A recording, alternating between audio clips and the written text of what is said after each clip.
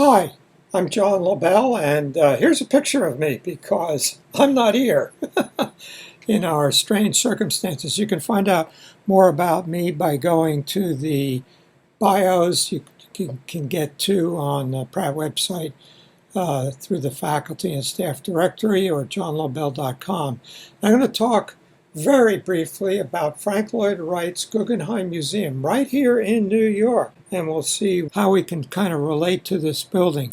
So here's the interior, a great spiral enclosed drum with a great glass dome, and that spiral defines the exterior as well. Here is a plan and section, and we'll talk about what we mean by plan.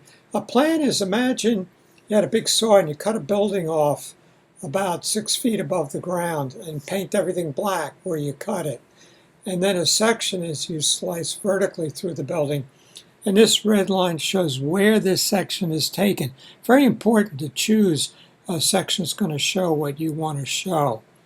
So how should we approach Frank Lloyd Wright's Guggenheim Museum? And the first thing is, for every building we're going to encounter in this course, we want to know the name of the building, the name of the architect, if known, the date and the location, and maybe the culture that the building's in, so that we have a reference, we have a context for it. And as a matter of fact, let's try context as a way of looking at Wright's Guggenheim Museum. To paraphrase the literary critic Harold Bloom, a work of architecture exists only in relationship to other works of architecture, which is one reason why we study architectural history. That gives us a place to put things relative to other things. Relative in what way? Relative to other museums, to architectural history, to its time, to today, to the site, to its construction technology, to its place in the architect's career. So with one slide each, we'll look at all those. Other museums. So here we are in New York, Wright's Guggenheim Museum, about 1959, completed. Here's the 1902 facade of the Metropolitan Museum, and that was done in 1902, but there are many additions over the decades to the Met. MoMA, Museum of Modern Art. Here's the 1939 facade, which has been added to many times. And just recently, the Whitney Museum got a new headquarters in 2015. So as soon as it's safe, you want to make sure you visit all of these fantastic collections and important buildings. So let's put it in history. And in one slide, we'll take the Pantheon, important Roman building, 125 AD, and look at this domed interior space with what's called an oculus, open to the sky. Was Frank Lloyd Wright influenced by this in doing this interior space in his museum? Wright would probably say no, he wasn't influenced by anybody. So we'll see more about that when we get to Frank Lloyd Wright later. It's time, late 1950s. Here's 1958, Mies van der Rohe Seagram building. Mies is one of the most important modern architects, master of glass and steel. Next to that is Le Corbusier's Ronchamp. All of a sudden, after doing rectilinear buildings, Le Corbusier becomes very sculptural. Did that provide permission for, 8 years later, Eero Saarinen to do the TWA Flight Center, looking like a soaring bird at JFK Airport? And how does Frank Lloyd Wright's 1959 Guggenheim relate to all these? Something to think about. How does it relate to today? Here is Frank Gehry's another Guggenheim Museum. They have branches.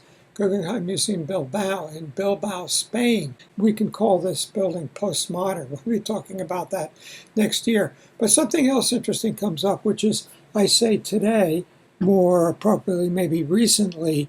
To me, this is recent. To you, it's before you were born.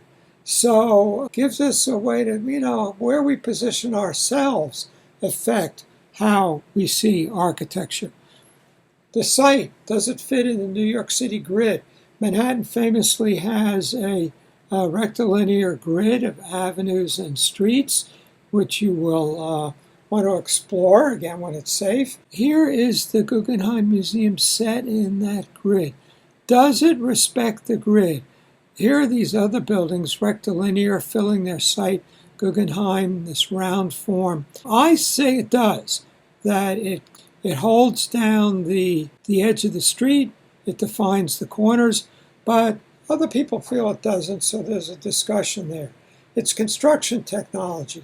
Here we have a poured-in-place concrete with cantilevers, very adventurous for its time.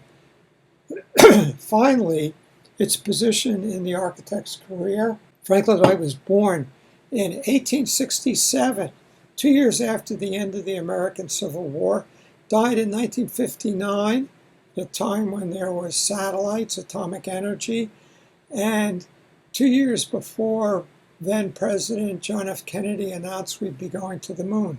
So quite a span. We identify him with organic architecture.